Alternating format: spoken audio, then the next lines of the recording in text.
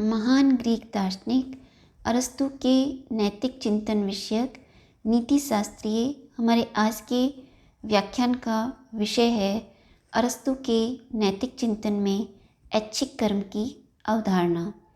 आज के इस व्याख्यान में हम ये जानने का प्रयास करेंगे कि अरस्तु के मतानुसार ऐच्छिक कर्म जो हैं उनका स्वरूप क्या है, कौन से कर्म हैं जिन्हें ऐच्छिक कर्म की संज्ञा दी जा सकती है, क्या मनुष्य द्वारा किए गए ऐच्छिक कर्म के लिए उसे नैतिक रूप से उत्तरदायी ठहराया जा सकता है या नहीं, वे कौन सी परिस्थितियाँ एवं तथ्य हैं जिनकी अनभिज्ञता के आधार पर जब भी कोई मनुष्य कोई ऐच्छिक कर्म करता है तो भी उसे उस परिस्थिति में नैतिक रूप से उत्तरदायी नहीं ठहराया जा सकता। आज के व्याख्यान में हम इन महत्वपूर्ण बिंदुओं का विवेचन करते हुए आज के व्याख्यान से संबंधित महत्वपूर्ण प्रश्नों पर भी विचार करेंगे। महान ग्रीक दार्शनिक अरस्तु जो है उनका मत है कि नीति शास्त्र जो है उसका मुख्य उद्देश्य जो है मानवीय जीवन में परम शुभ की व्याख्या करना है। अर्थात मानवीय जीवन के लिए परम शुभ क्या है? परम शुभ वह शुभ होता है जो स्वतः साध्य शुभ हो, अर्थात जो साधन रूप में शुभ नहीं होकर अपने आप में शुभ हो, जिसकी शुभता किन्हीं अन्य वस्तुओं और संसाधनों पर आधारित नहीं हो, जो अपने आप में निरपेक्ष रूप से और वास्तविक रूप से शुभ हो। अरस्तु का मत है कि यश, मान, संपत्ति, धन, पद, प्रतिष्ठा आदि जो भौतिक वस्तुएं हैं या जो भौतिक संसाधन जो हैं ये जो हैं मनुष्य के लिए साधन रूप में ही शुभ हैं, साध्य रूप में शुभ नहीं हैं, क्योंकि ये समस्त जो भौतिक संसाधन हैं ये मनुष्य की आनंद प्राप्ति के साधन मात्र हैं। अतः मनुष्य के जीवन के लिए जो परम शुभ है वह आनंद है, और मनुष्य जब अपने बौद्धिक और भावनात्मक पक्ष में उचित संतुलन स्थापित करते हुए अपने भावनात्मक वासनात्मक पक्ष को अपने बौद्धिक पक्ष के द्वारा संतुलित, नियमित एवं संयमित करते हुए जब सद्गुणों के अनुरूप आचरण करता है तभी वह परम आनंद की प्राप्ति कर सकता है। अरस्तु ने सद्गुणों को परिभाषित करते हुए स्पष्ट किया था कि सद्गुण मनुष्य जो है, सद्गुण मनुष्य की वह श्रेष्ठ व स्थायी मनोवृत्ति है जो निरंतर अभ्यास के द्वारा अर्जित की जाती है, जिसकी अभिव्यक्ति ऐच्छिक कर्मों में होती है, जिसे मानवीय बुद्धि नियमित और निर्धारित करती है।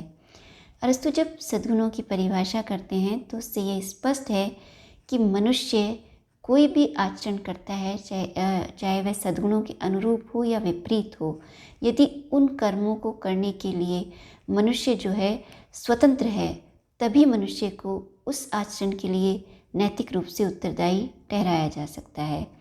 जब अरस्तु ये कहते हैं कि सद्गुणों की अभिव्यक्ति जो है ऐच्छिक कर्मों में होती है तो ये स्पष्ट है कि किसी भी सद्गुण के अनुरूप आचरण करने के लिए मनुष्य तभी स्वतंत्र होता है जब वह इसे सोच समझकर विवेक शक्ति से संपन्न होकर ऐच्छिक कर्म के द्वारा क्रियान्वित करे।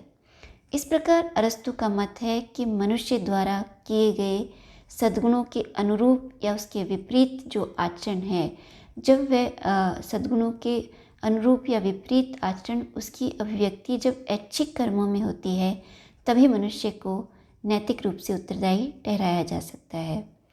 अरस्तु जो है ऐच्छिक कर्मों को परिभाषित करते हुए कहते हैं कि वे कर्म जिन्हें मनुष्य विवेक शक्ति से संपन्न होकर सोच समझकर बिना किसी बाह्य दबाव के स्वतंत्रतापूर्वक संपन्न करता है उन्हें ही ऐच्छिक कर्म की संज्ञा दी जा सकती है। अर्थात ऐच्छिक कर्म के लिए यह आवश्यक है कि मनुष्य जब भी कोई कर्म करे तो उसे अपनी विवेक शक्ति या अपनी बौद्धिक क्षमता से उचित निर्णय लेकर जब करे उसे तभी हम उसको जो है ऐच्छिक कर्म कहेंगे। इसी प्रकार अरस्तु का मत है कि जो ये ऐच्छिक कर्म जो है बिना किसी बाह्य दबाव के किए जाना आवश्यक है। अर्थात मनुष्य जब भी कोई कर्म करे तो उस पर किसी प्रकार का बाह्य दबाव नहीं होना चाहिए।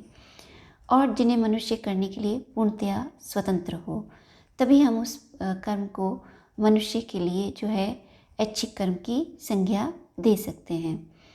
अरस्तु का मत है कि जो ऐच्छिक कर्म होते हैं उन्हीं के संदर्भ में नैतिक उत्तरदायित्व का प्रश्न उपस्थित होता है।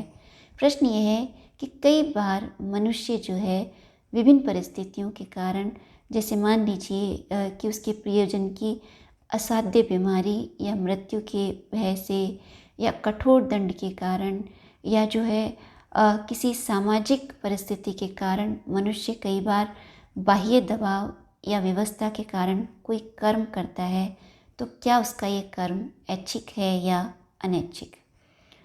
सामान्यतः जो विषम परिस्थितियां हैं, बाह्य या जो सामाजिक विषम परिस्थितियां हैं, जैसे कि अभी हमने स्पष्ट की कि भय आदि के कारण जब मनुष्य कई बार बाह्य दबाव में आकर कोई कर्म करता है, तो उस कर्म को ऐच्छिक कर्म की संज्ञा दी जाए या नहीं। जैसे कि मान लीजिए कि कोई व्यक्ति है और उसकी माँ जो है, वृद्ध माँ अत्यधिक बीमार है, उसके पास अपनी माँ के स्वास्थ्य को ठीक कराने के लिए या उन्हें पर्याप्त जो है दवाइयाँ उपलब्ध कराने के लिए पर्याप्त धन सामग्री नहीं है। विभिन्न प्रयास करने के बावजूद, अपने मित्रों से सहायता की मांग करने के बावजूद भी उस व्यक्ति को किसी प्रकार की कोई सहायता प्राप्त नहीं होती और वह विवश होकर चोरी करता है। तो क्या मनुष्य द्वारा जो ये की गई चोरी है वह उसका ऐच्छिक कर्म है या अनैच्छिक। वस्तुतः ये कर्म ऐच्छिक ही है, क्योंकि निश्चय उस व्यक्ति की परिस्थितियां अत्यंत विषम थी, किंतु इन विषम परिस्थितियों में भी वह व्यक्ति इस बात के लिए स्वतंत्र था कि वह चोरी करे या नहीं। अरस्तु का मत है कि बाह्य विषम परिस्थितियों के कारण जब मनुष्य व्यवस्था या बाह्य दबाव के कारण कोई कर्म करता है, तो हम उसे अनैच्छिक कर्म नहीं कह सकते, क्योंकि उस समय भी मनुष्य के समक्ष जो है स्वतंत्र विवेक शक्ति होती है, जिसके आधार पर वह निर्णय ले सकता है कि उसे एक कर्म करना चाहिए या नहीं। इस प्रकार जो है किसी भी कर्म को जब हम किसी व्यवस्था या बाह्य दबाव के कारण करते हैं, तो हम उसे अनैच्छिक कर्म नहीं कह सकते। अरस्तु का मत है कि कई बार जो है मनुष्य जो कोई कर्म करता है, उस कर्म की परिस्थितियों और तथ्यों का उसे ज्ञान नहीं होता है। तो ऐसे कर्म जो मनुष्य यद्यपि करता तो स्वतंत्रता पूर्वक सोच समझकर बिना किसी बाह्य दबाव के है, लेकिन उन परिस्थितियों और तथ्यों का ज्ञान नहीं है जो उस कर्म के परिणाम स्वरूप उत्पन्न होने वाले हैं।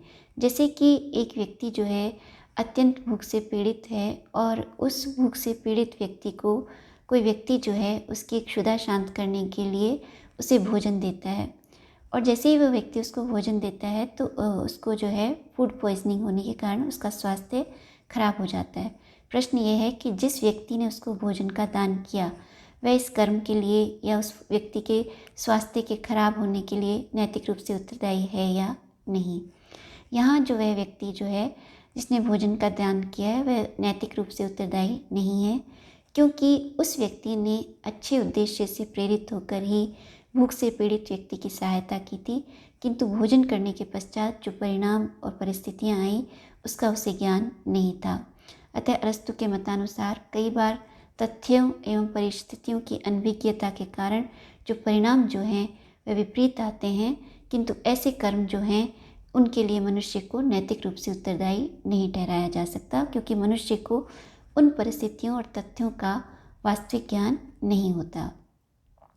किंतु अरस्तु ये स्पष्ट करते हैं कि सद्गुणों की अनभिज्ञता के कारण यदि कोई मनुष्य कोई कर्म करे, तो वह कर्म जो है मनुष्य का ऐच्छिक कर्म ही होगा और उसके लिए वह नैतिक रूप से उत्तरदायी होगा।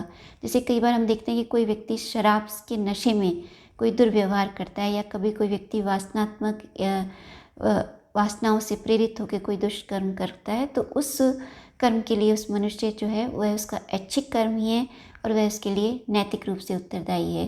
क्योंकि अरस्तु का मत है कि मनुष्य के पास विवेक शक्ति है, उस विवेक शक्ति के द्वारा ये निर्णय कर सकता है कि उसको शराब पीनी चाहिए या नहीं। इसी प्रकार उसे वासनाओं के वशीभूत होकर अनुचित कर्म नहीं करना चाहिए। इस प्रकार अरस्तु का मत है कि सद्गुणों की अनभिज्ञता के कारण यदि कोई मनुष्य कोई कर्म करता है, तो उस कर्म के लिए मनुष्य को नैतिक रूप से उत्तरदायी ठहराया जा सकता है। इसी प्रकार जो है जो मनुष्य नकारात्मक मनोभाव, शराब के नशे एवं वासनाओं से वशीभूत होकर जो दुष्कर्म करता है, उन कर्मों के लिए भी वे कर्म भी मनुष्य के ऐच्छिक कर्म ही हैं और उन कर्मों के लिए भी मनुष्य नैतिक रूप से ही उत्तरदायी है। इस प्रकार अरस्तु का मत है कि ऐच्छिक कर्म जो हैं, उन कर्मों के लिए ही मनुष्य को नैतिक रूप से उत्तरदायी ठहराया जा सकता है, क्योंकि ऐच्छिक कर्म जो होते हैं उन्हें मनुष्य अपनी विवेक शक्ति से संपन्न होकर सोच समझकर स्वतंत्रतापूर्वक बिना किसी बाह्य दबाव के जब भी कोई कर्म करेगा तो वह ऐच्छिक कर्म ही होगा और ऐसे ही कर्म के लिए मनुष्य को उसको नैतिक रूप से उत्तरदायी ठहराया जा सकता है। जिन कर्मों को करने के लिए मनुष्य स्वतंत्र नहीं है, जो कर्म अनैच्छिक हैं, उनके लिए नैतिक उत्तरदायित्व का प्रश्न उपस्थित नहीं होता। अरस्तु ने जो सद्गुणों की परिभाषा की उसमें भी ये स्पष्ट किया था कि सद्गुणों की जो अभिव्यक्ति है वह ऐच्छिक कर्मों में ही होती है। अतः अरस्तु का मत है कि जो मनुष्य जो सद्गुणों के अनुरूप आचरण करता है वह भी मनुष्य के लिए तभी संभव है जब वह उन कर्मों को करने के लिए पूर्णतया स्वतंत्र होकर बिना किसी बाह्य दबाव के आचरण करे। आज के इस व्याख्यान में हमने ये देखा कि अरस्तु के मतानुसार जो ऐच्छिक कर्म है उनका क्या स्वरूप है। ऐच्छिक कर्म जो हैं उन्हीं के लिए मनुष्य को नैतिक रूप से उत्तरदायी ठहराया जा सकता है। अनैच्छिक कर्म जो हैं उनके लिए मनुष्य को नैतिक रूप से उत्तरदायी नहीं ठहराया जा सकता। आज के इस व्याख्यान से संबंधित कुछ महत्वपूर्ण प्रश्न जो हैं वे इस प्रकार हैं। अरस्तु की मतानुसार ऐच्छिक कर्मों के स्वरूप को स्पष्ट कीजिए। क्या मनुष्य को ऐच्छिक कर्म के लिए नैतिक रूप से उत्तरदायी ठहराया जा सकता है? अपना मत स्पष्ट कीजिए। अनैच्छिक कर्म जो होते हैं उनके लिए नैतिक उत्तरदायित्व का प्रश्न क्यों उपस्थित नहीं होता? इस विषय में अपना मत प्रस्तुत कीजिए। कई बार मनुष्य जो है ऐच्छिक कर्म करते हुए भी विभिन्न परिस्थितियों एवं तथ्यों की अनभिज्ञता के कारण जो किसी कर्म के जो परिणाम होते हैं विपरीत होते हैं। क्या ऐसे कर्मों के लिए मनुष्य को नैतिक रूप से उत्तरदायी ठहराया जा सकता है या नहीं? अरस्तु के चिंतन में जो है ऐच्छिक कर्म की अवधारणा को उदाहरण के द्वारा स्पष्ट कीजिए। ऐच्छिक कर्म और अनैच्छिक कर्म में क्या अंतर है? इनमें से कौन से कर्म हैं जिनके लिए मनुष्य को नैतिक रूप से उत्तरदायी ठहराया जा सकता है? इस विषय में अपने दृष्टिकोण को स्पष्ट कीजिए। आज के व्याख्यान से संबंधित ये महत्वपूर्ण प्रश्न हैं।